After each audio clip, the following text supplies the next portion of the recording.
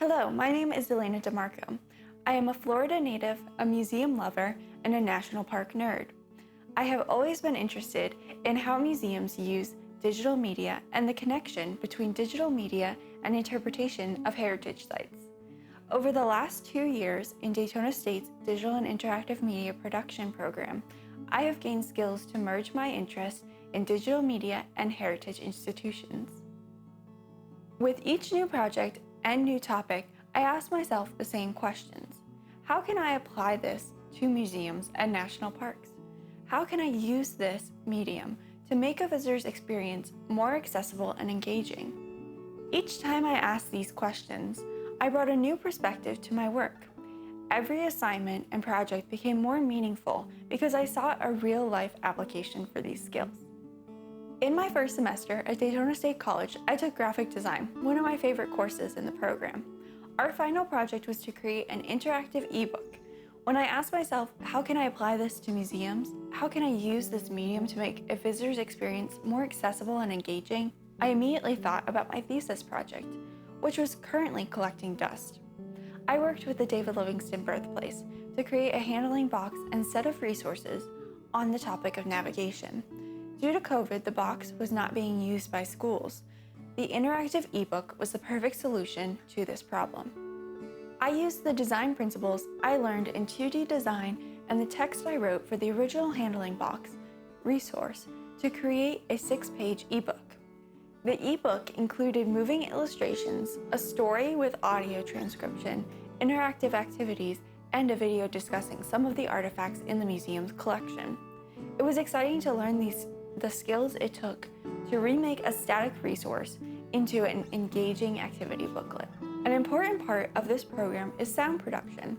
When we were asked to make a podcast, I was intimidated, but I already knew how valuable this skill was in museums and national parks. COVID pushed many heritage organizations to create a new digital presence, and many went to podcasting. After reviewing the resources I had, I decided to create Glam Chats. GLAM is an acronym for galleries, libraries, archives, and museums. I began the podcast by interviewing a museum colleague of mine about accessibility in museums. After that first episode, I decided to continue with the podcast and have interviewed colleagues on topics including LGBTQ+ history in archives, social media in archives, and funding. The podcast uses sound production skills and software I learned in school, and the latest episode includes the background music I composed in electronic music production. Video is also a vital part of digital and interactive media production. In heritage institutions, videos offer a creative way to reach and engage the public. In Introduction to Video Production, I worked in a group to create the short film Ladies Lap. The film brings to life the poem of a fellow student, Jason Joseph. Jason acted as director in the production. I helped to produce, film, and edit the video. This was an amazing experience working with my peers, the school, and the News Journal Center to create a short cinematic video. Since releasing Ladies Lap, it became an official selection for Liftoff Global's Film Festival.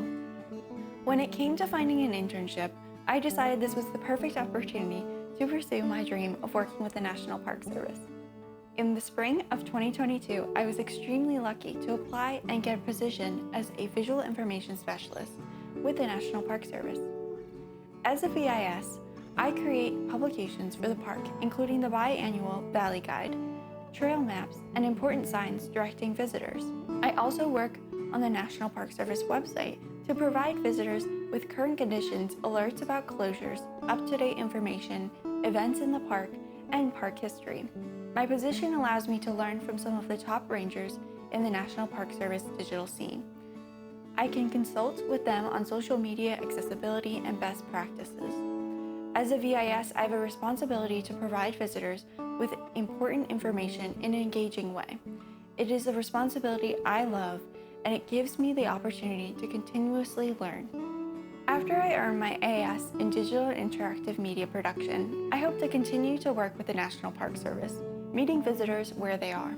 I want to create a more engaging, accessible, and fun perspective of these important heritage institutions. Thank you.